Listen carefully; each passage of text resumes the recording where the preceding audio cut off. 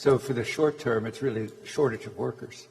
Shortage of workers, but I believe one of the reasons why we had 20 years of deflationary pressures, which obviously harmed a lot of U.S. workers, but those deflationary pressures were because we had the ability to import quite a bit overseas.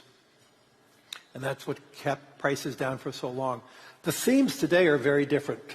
As we start focusing on more, I would say, focusing on how to build our economies, and each country are trying to think about how do we build a more robust economy, we're walking away with some of the themes that really kept inflation contained or down. And I think if we all are becoming a little more nationalistic, and I'm not saying that's a bad thing, but it does resonate with me that it's going to have elevated inflation.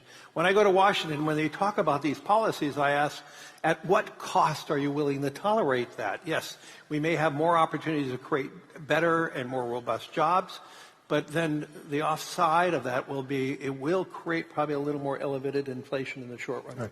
So we're obviously a lot of conversations here this morning through the conference about AI, but I don't think anybody has raised the question that you raised about the deflationary impacts of AI over time.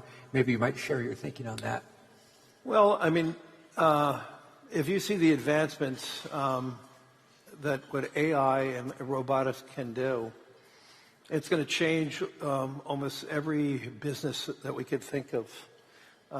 It's going to change, if you're just witnessing what's going on in Ukraine related to war and how war is being fought through drones, or how Israel was so successful in Lebanon with Hezbollah. You're seeing how technology even changes war, and I think this is going to be an accelerant. And I think President Trump and how they are re-looking at all the agencies right now. This is going to be, if you could overlay what technology can do, we probably need fewer people. It's going to change everything. And if you think about it, if war is fought in a whole different manner than we are used to, do we need as many people in our military going forward, or do we need a different type of person? And you can take that in every different business across the board, how that translates and how that transforms. I was with a CEO, an Asian CEO that builds phones. And they're now applying AI robots, robots that have much more tensile dexterity, that they believe over the course of the next 2 years, their workforce will be down 30% with the advent of more technology and more robotics.